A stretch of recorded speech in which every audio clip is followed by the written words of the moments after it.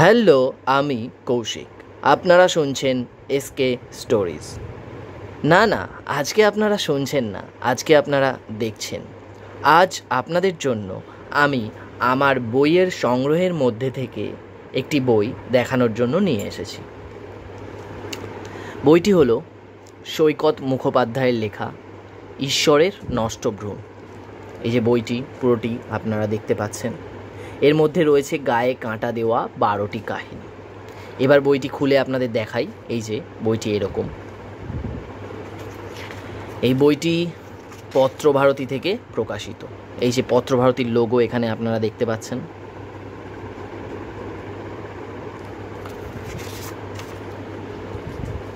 বইটির মুদ্রিত মূল্য দেখুন 250 টাকা।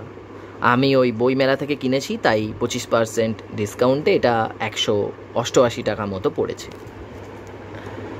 এই বইটি কাকে উৎসর্গ করেছেন লেখক সেটিও এখানে দেওয়া আছে, সৌভিক চক্রবর্তীকে। সৌভিক চক্রবর্তী নামটা আপনারা অনেকেই হয়তো শুনে থাকবেন নীরেন ভাদুড়ী এই ক্যারেক্টারটির লেখক হিসাবে। এর মধ্যে দেখুন একটি পত্রভারতীর ভালোবাসার বইঘর উল্টো দিকে লেখা আছে। এই যে ছবিটা আছে এটি খুব সুন্দর। বই তাড়ায় মন খারাপের ভূত।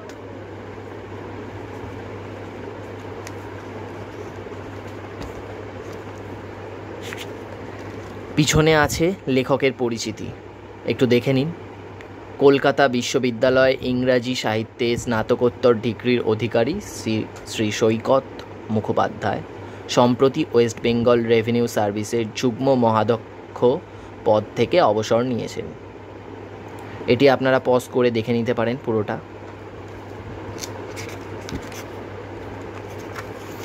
বইটিতে মোট রয়েছে 160টি পেজ। এই যে আপনারা দেখে নিতে পারেন একদম শেষ অবধি।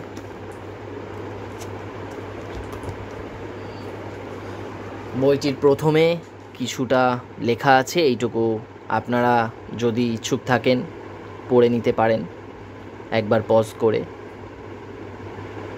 তাহলেই বুঝতে পারবেন যে কীরকম টাইপের গল্প এই বইটিতে রয়েছে।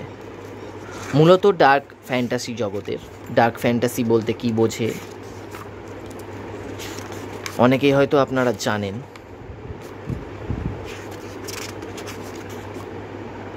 অনিশদেব এই বইটির সম্বন্ধে লিখেছেন। কিছুটা আপনারা দেখতে পাবেন, এবং যদি আপনাদের ইচ্ছা হয় ভিডিওটি পজ করে একবার পড়ে নিতে পারেন।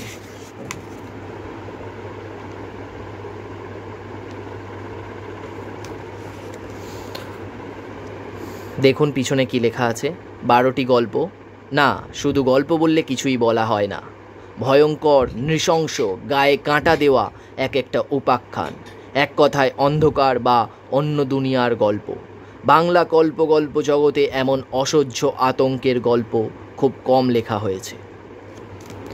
যাই হোক, আপনাদের এই বইটি দেখালাম। এই বইটি এখনও আমি পড়িনি, একটি গল্পও আমার পড়া হয়নি। এরপরে আমি পড়ব।